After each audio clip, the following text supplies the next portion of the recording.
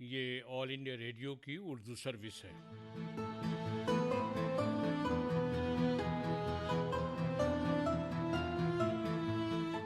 जिन लोगों की वजह से रूसी अदब को बड़ा अदब माना जाता है, उनमें दोस्तोयेव्स्की का नाम सर फहरिस्त है। दोस्तोयेव्स्की की तहरीरें पढ़ने वालों को बहुत गहराई से मुतासिर करती हैं और उनकी कहानियों का असर आमतौर से इतना गहरा होता है कि उन्हें भुलाया नहीं जा सकता।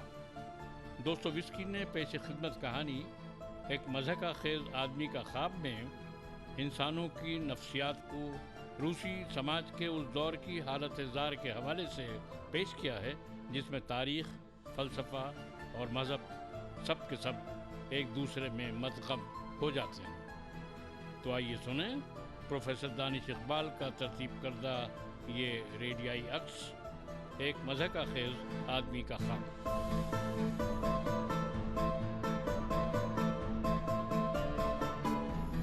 तुम गिरे हुए इंसान हो कि तुम्हारी शक्ल तक मैं ना देखना चाहूं। पता नहीं किस बात का नाज है तुम्हें। 2 कौड़ी के इंसान हो, 2 कौड़ी के। सही कहा। इसकी हमेशा ही आदत है जैसे बाकी सब फालतू लोग हैं। बस यही अखीरा है। अरे मुझे तो इसका नाम सुनते ही जुनून सा चढ़ जाता है। मैं देख सकता था कि उनकी बकवास से उस इंसान पर कोई फर्क नहीं पड़ता था जिसकी वो बात कर रहे थे। वो बस बेकार ही जोश में आए जा रहे थे। मैंने अचानक उन्हें मुखातिब किया और कहा, हजरात, इससे आपको कोई फर्क नहीं पड़ता, मुझे कोई फर्क नहीं पड़ता। लो कर लो बात। क्या कह रहा है? देखो तो सही से।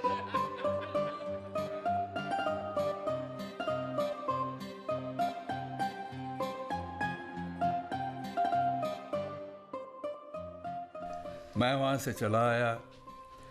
मैंने गली में ऊपर आसमान को नजर दौड़ाई। आसमान शदीद सियाह था। उस वक्त जब मैं आसमान पर टिकटिकी बांधे था, तब वो छोटी सी बच्ची मेरे पास आई। Please help my mother, please help my mother. बच्ची ने अचानक मुझे कोहनी से पकड़ लिया। बच्ची तकरीबन 8 साल की थी, एक मफलर ओढ़े हुए। वो पूरी तरह से भीग चुकी थी, लेकिन मेरी नजर उसके फटे पुराने गीले जूतों पर पड़ी और वो मुझे अब भी याद आ रहे हैं। बच्ची ने अचानक मुझे कोहनी से खींचकर बुलाना शुरू कर दिया। मेरी माँ, मेरी माँ। वो शायद किसी चीज से खौफजदा थी। मुझ पर उसके रोने का कोई असर नहीं हुआ। मैं कुछ कहे बगैर चलता रहा, लेकिन वो भागते भागते मुझे खींच रही थी और उसके लहजे में वो आवाज़ थी जो खौफजदा बच्चों में मायूसी की निशानदेही करती है। मैं उस आवाज़ से वाकिफ़ हूँ। वो उसने सब कुछ नहीं कहा, लेकिन मैं समझ गया था कि उसकी माँ कहीं मर रही है या कहीं उसके साथ कोई हादिसा हो गया है और वो अपनी माँ की मदद के लिए किसी को बुलाने भाग आई है। लेकिन मैं उसके साथ न गया। देखो, जाओ किसी पुलिस वाले को ढूंढो और जाओ। मेरी मदद करो साहब, मेरी मदद करो, मेरी मदद करो। जाओ यहाँ से।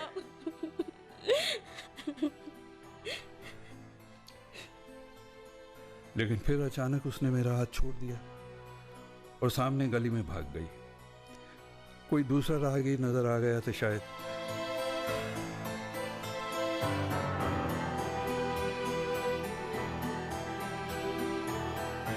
मैं ऊपर अपनी 5वीं मंजिल पर चला गया। मैं एक किराए के छोटे से कमरे में रहता हूँ। मैं कुर्सी पर बैठ गया, मोमबत्ती जलाई, हाँ, और सोचने लगा। साथ वाले कमरे में दीवार के पीछे से शोर शराबा सुनाई दे रहा था। पिछले 2 दिन से मुसलसल ये झगड़ा जारी था। वहाँ फौज का एक रिटायर्ड कप्तान रहता था और ये उसके मेहमान थे। कोई 6 बदतमीज किस्म के शराबी गुंडे जो हर वक्त वोदका पीते थे और बोसीदा ताश के पत्तों से जुआ खेलने में मसरूफ रहते।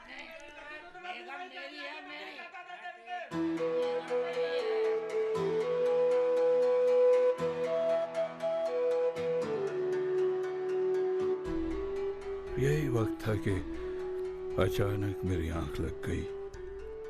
वहीं उसी मेज पर, उसी आराम कुर्सी में दराज, मैं अपने आप से बेखबर सो गया।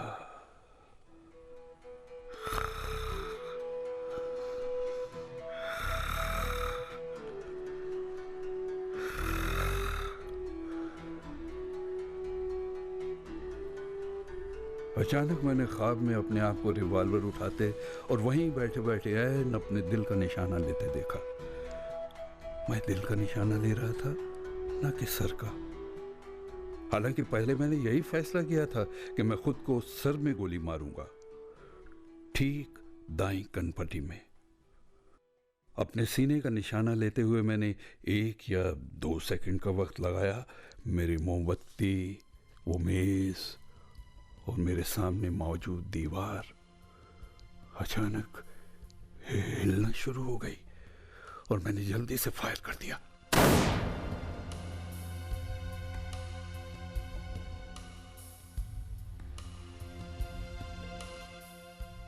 मेरे इर्द गिर्द हर तरफ स्याही तारी हो गई। अब मैं जैसे अंधा और बहरा था। मैं किसी ठोस शय पर लेटा था। मैं ना तो कुछ देख सकता था और ना ही जरा सी हरकत करने के काबिल था। अब अचानक एक और वक्फा आया और मैं एक बंद ताबूत में कहीं ले जाया जा रहा था। मुझे ताबूत उठता महसूस हो रहा था जब अचानक मुझे पहली बार ख्याल आया कि मैं मर चुका हूं, बिल्कुल मर चुका हूं। मैं ये जानता हूं कि मैं मर चुका हूं और इस बारे में किसी शक में मुब्तला नहीं हूं। मैं देख नहीं सकता, हरकत नहीं कर सकता, फिर भी महसूस कर सकता हूं और सोचने समझने के काबिल हूं।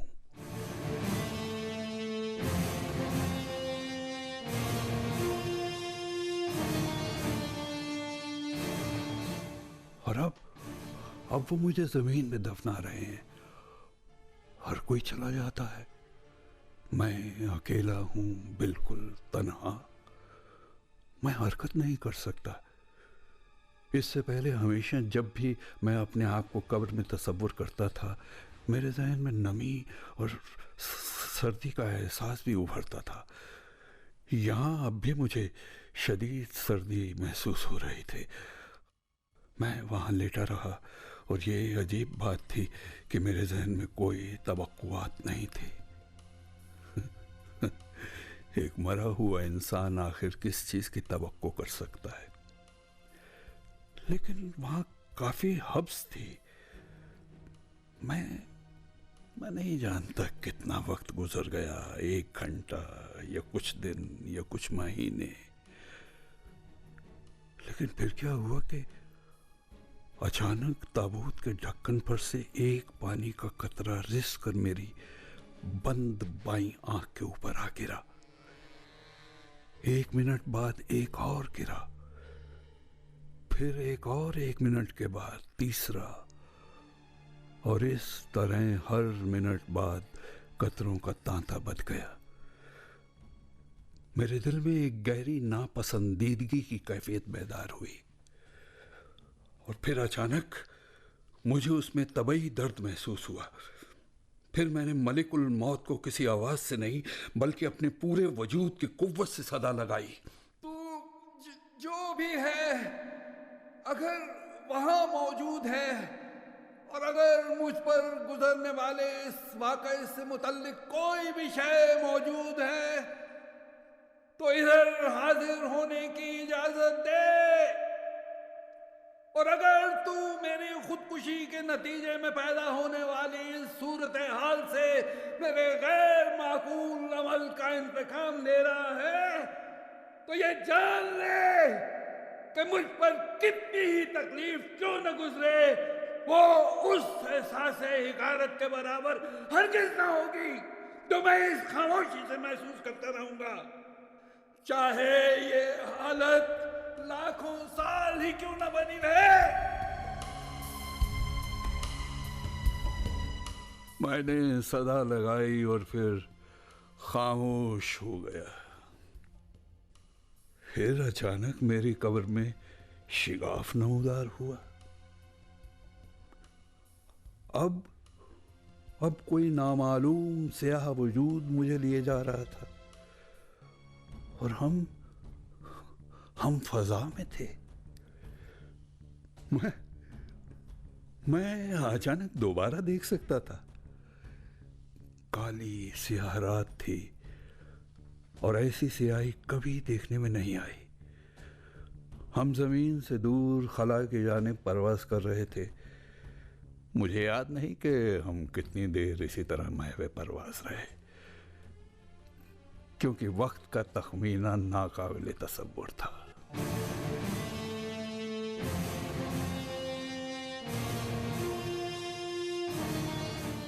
हम सियाह और नामालूम खलाओं में पेशकदमी करते जा रहे थे। काफी देर से जानी पहचानी कहकशाएं आना खत्म हो चुकी थी। मैं जानता था कि खलाओं में ऐसे सितारे मौजूद हैं जिनकी रोशनी जमीन तक पहुंचने के लिए हजारों या लाखों साल लेती है। शायद हम पहले ही उन फजाओं से गुजर रहे थे। और फिर अचानक एक बिल्कुल जाने पहचाने से एहसास ने मुझे झिझोड़ दिया। मैंने अचानक हमारा सूरज देखा। हमारा सूरज, मैं जानता था कि ये हमारा सूरज तो नहीं हो सकता, यानी जिससे हमारी जमीन जन्मी है, क्योंकि हम तो अपने सूरज से लामुतनाही फासले पर पहुंच चुके थे। लेकिन किसी वजह से मैंने अपने वजूद के जरिए पहचान लिया कि ये बिल्कुल हमारे सूरज जैसा ही है, हूबहू उसकी नकल, उस जैसा दूसरा। हाँ, एक खुशगवार एहसास ने मेरी रूह को पुरमुसर्रत कर दिया और मुझे कब्र के बाद पहली मर्तबा जिंदगी, साबिका जिंदगी का एहसास हुआ।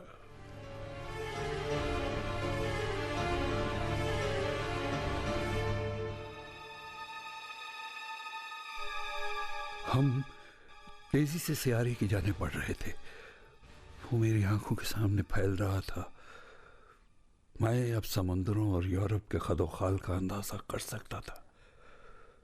और फिर अचानक एक अजीब व गरीब मुकद्दस हसद ने मेरे दिल को गरमाया।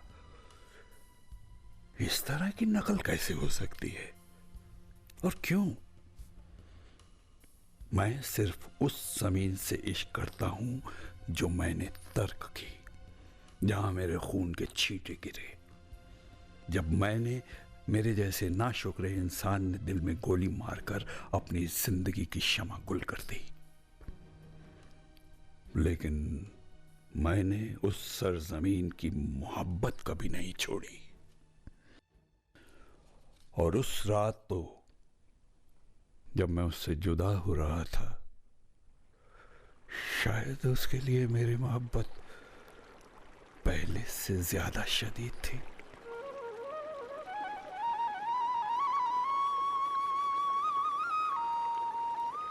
हर चीज बिल्कुल वैसी ही थी जैसी हमारे यहाँ होती है। घास चमकदार थी और मुअत्तर फूलों से जर्री थी।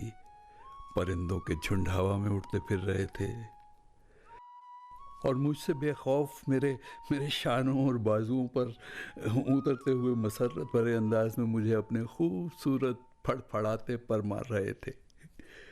फिर आखिरकार मैंने उस पुरमसरत जमीन के बासियों को भी जान लिया।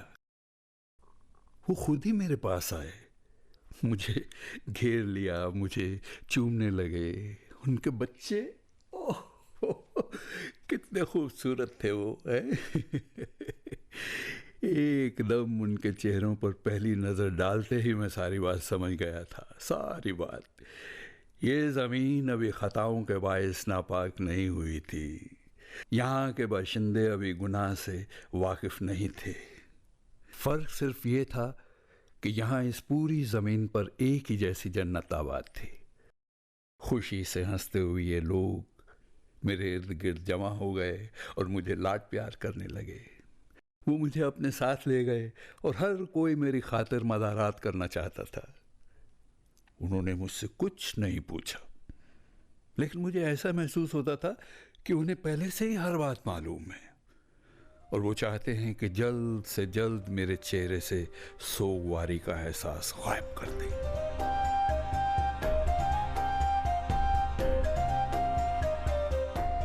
मेरे लिए यानी एक जदीद तरक्की पसंद रूसी और सेंट पीटर्सबर्ग के एक बेकार किस्म के इंसान के लिए ये एक मसला था कि इनके पास हमारी साइंस नाम की कोई चीज नहीं थी। लेकिन मुझे जल्दी पता चल गया कि उनका इल्म हमारी ज़मीन के मुकाबले में मुख्तलिफ बसीरतों से तस्खीन और जिला पाता था और उनकी तमन्नाएं भी काफ़ी मुख्तलिफ थी। उन्हें किसी शय की ख्वाहिश न थी और मुकम्मल सुकून हासिल था। वो हमारी तरह इल्म हयात के मुतलाशी न थे, क्योंकि उनकी हयात को तस्कीन हासिल थी, लेकिन उनका इल्म हमारी साइंस से गहरा था। हमारी साइंस जिंदगी की वजाहत की जुस्तजू करती है, लेकिन वो साइंस के बगैर ही जीना जानते थे। और मुझे ये बात समझ आ गई थी, लेकिन मैं उनका इल्म समझने में कासिर था।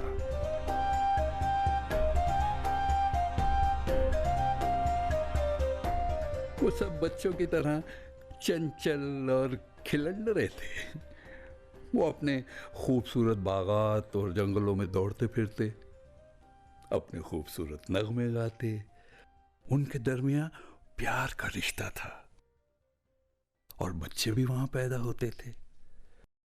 लेकिन मैंने उनमें कभी उस संगदिल शहवत के असरात नहीं पाए जो हमारी ज़मीन पर हर किसी को अपने काबू में ले लेते हैं और इंसानियत के तकरीबन तमाम गुनाहों की वजह है। उनके बच्चे हर एक के बच्चे थे, क्योंकि वो एक ही ख़ानदान के थे।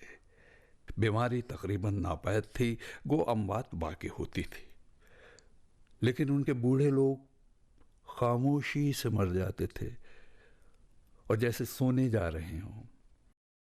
अलविदा कहने वालों के हुजूम में जो उनको मुस्कुराते हुए दुआएं दे रहे होते थे और आपस में अलविदाई मुस्कुराहटों का तबादला जारी रहता। मैंने कभी ऐसे मौक़ों पर गम या आंसू नहीं देखे।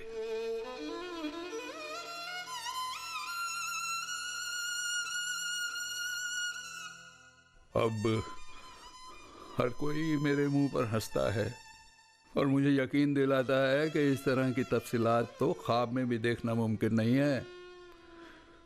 और जब मैं उन पर इंकिशाफ करता हूँ कि शायद वाकई ऐसा हुआ हो, ओ खुदाया, हो मुझे देखकर कह कहे लगाते हैं, मेरा मजाक उड़ाते हैं। अब मैं कैसे बताऊं कि ये सब हकीकत थी और शायद मेरी कहानी की निस्बत 1000 गुना बेहतर, रोशन और ज़्यादा मुसर्रत अमेज़ हो। चलो उसे ख्वाब ही रहने दो। मेरा ख्वाब हजारों साल पर मुहित था और मेरे अंदर एक कुल्लियत का एहसास छोड़ गया। मैं सिर्फ इतना जानता हूं कि उस तनज़्ज़ुली का जिम्मेदार मैं था। किसी जहरीले वायरस की तरह मैंने उस खुश व खुर्रम और मासूम ज़मीन को अपने ज़रिए मर्ज से मुब्तला कर दिया। उन्होंने मुझसे झूठ बोलना सीखा और फिर उन्हें झूठ में हुस्न नजर आने लगा। शायद ये सब कुछ मासूमाना तौर पर किसी लतीफ़े चौंचलेबाजी, किसी रंगीले खेल से शुरू हुआ, लेकिन झूठ का ये नन्हा सा जर्रा उनके दिलों में सरायत कर गया और उन्हें पसंद आया। फिर उसके फौरन बाद शहवत पैदा हुई। शहवत ने हसद को जन्म दिया और हसद ने जुल्म को। हाय हाय, मैं क्या जानूं, मुझे नहीं याद, लेकिन बहुत जल्दी खून का पहला खतरा गिर गया। वो शशदर और हैवत ज़दा रह गए और बाहमी फासले बढ़ना शुरू हुए। लेकिन अब वो एक दूसरे के खिलाफ थे। तादीबी कार्रवाइयों, इल्ज़ामात का सिलसिला शुरू हो गया। उन्हें शर्म के बारे में मालूम हुआ और शर्म नेकी में तब्दील हो गई। तकरीम व तौकीर ने जन्म लिया और हर जत्थे ने अपना अलम बुलंद कर दिया। उन्होंने जानवरों को अजियतें देनी शुरू की और जानवर जंगलों की जानिब हिजरत करके उनसे दुश्मनी पर आमादा हुए। उन्होंने अलहदगी की जद्दोजहद शुरू कर दी, तन्हाई की जुस्तजू, अपनी जात के लिए, मेरे तुम्हारे लिए। उन्होंने मुख्तलिफ ज़बानें बोलनी शुरू कर दी। उन्होंने गम को जाना और गम से मोहब्बत में मुब्तला हुए। फिर उनमें साइंस का ज़हूर हुआ। जब वो शातिर हो गए तो उन्होंने भाईचारे और इंसानियत के मुतल्लिक बातचीत शुरू कर दी और उन तसव्वुरात को समझ लिया।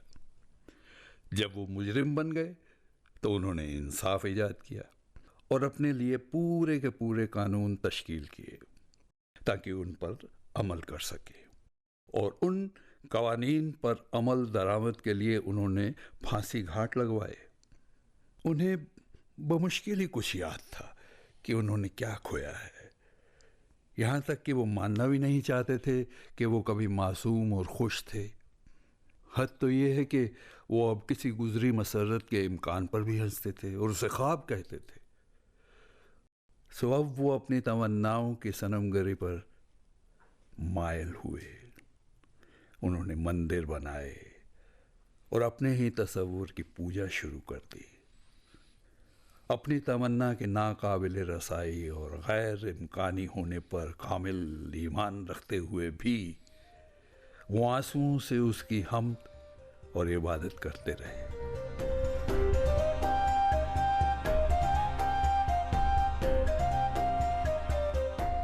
उनमें से हर कोई अपनी ज़ात के इस दर्जा गुरूर में मुब्तला था कि दूसरों की तहकीर और तजलील की पूरी कोशिश करता और इसके लिए ज़िंदगी सर्फ कर देता था। फिर वहाँ गुलामी जाहिर हुई, यहाँ तक कि कमज़ोर अपनी मर्जी से ताकतवर के फर्मा बरदार बन गए, सिर्फ इसलिए ताकि वो अपने से कमज़ोरों को अपना फर्मा बरदार बना सकें। और जब हालात बिगड़े तो समाजी इस्लाहकार आए, इंसानों के रहनुमा सामने आए, साले अफराद जाहिर हुए जो उनसे जुल्म और सितम और गुरूर छोड़ देने के लिए कहते।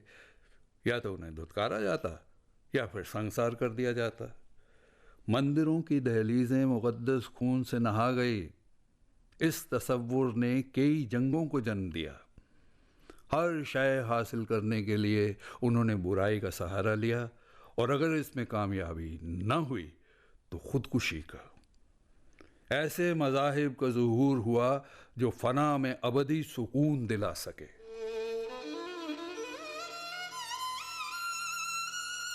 मैंने मायूसी में खुद को इल्ज़ाम देते, लानत मलामत करते, खुद से नफरत करते हुए अपनी बाहें उनकी जानिब बढ़ाई। मैंने उन्हें बताया कि सिर्फ मैं अकेला ही वो शख्स हूँ जिसने ये सब कुछ किया है और ये मैं ही था जो उन्हें ज़वाल, बीमारी और झूठ की तरफ लाया। मैंने उनकी मिन्नत समाजत की कि मुझे सूली पर लटका दो, यहाँ तक कि मैंने उन्हें सूली बनाना भी सिखाया। मुझ में अपने आप को मार डालने की हिम्मत नहीं थी, लेकिन मैं चाहता था कि उनसे उनका कर्ब ले लूं। लेकिन वो सिर्फ मुझ पर हंसते रहे और आखिरकार मुझे एक मुक़द्दस अहमक समझने लगे। उन्होंने ऐलान किया कि मैं उनके लिए ख़तरनाक साबित हो रहा हूँ और अगर मैं खामोश न हुआ तो किसी पागल खाने में डाल दिया जाऊँगा। यहाँ गम मेरी रूह पर बिजली बनकर ऐसा गिरा कि मेरा दिल भिज कर रह गया। और मुझे महसूस हुआ कि मैं मरने वाला हूं। और यहां मेरी आंख खुल गई। होश आया तो मैं अपनी इसी आराम कुर्सी पर था।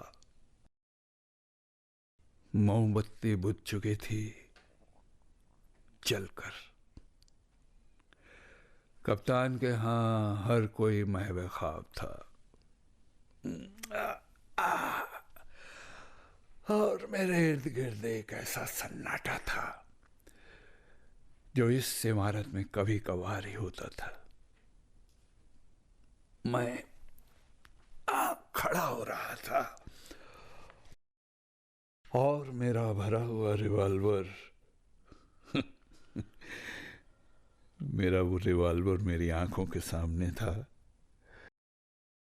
लेकिन मैंने एकदम उसे दूर हटा दिया।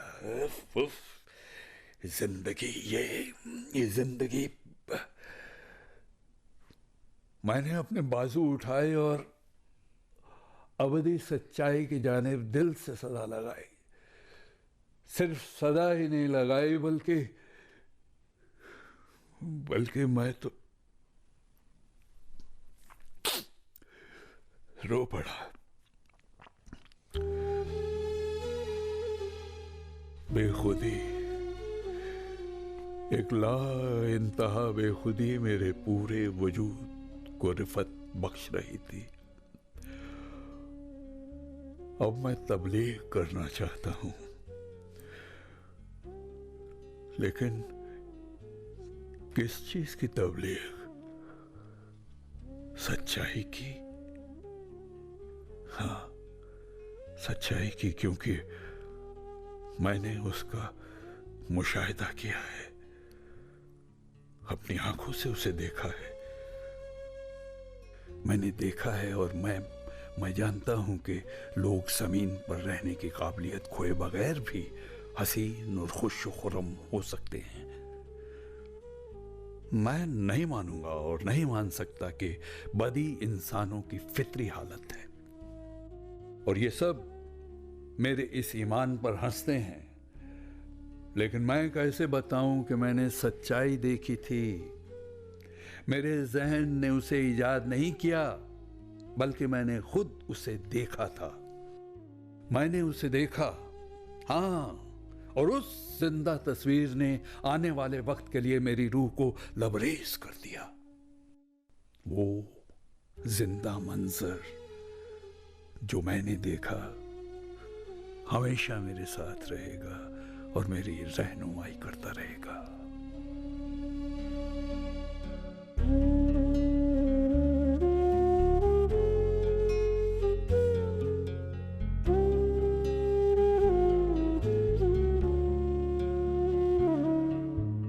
एक मज़हका खेज आदमी का ख्वाब। अभी आपने रूसी अदीब फेवडोर दोस्तोवस्की की कहानी का ये रेडियाई रूप सुना, जिसे प्रोफेसर दानिश इकबाल ने तरतीब दिया था। हिस्सा लेने वाले फनकार थे जनाब बनवारी तनेजा, सुनील लोहिया, SP लावादी, मुक्ति सैनी और मनोज बिसारिया। हिदायतकार थे सरफराज अहमद और मुआविन शादाब अली खान।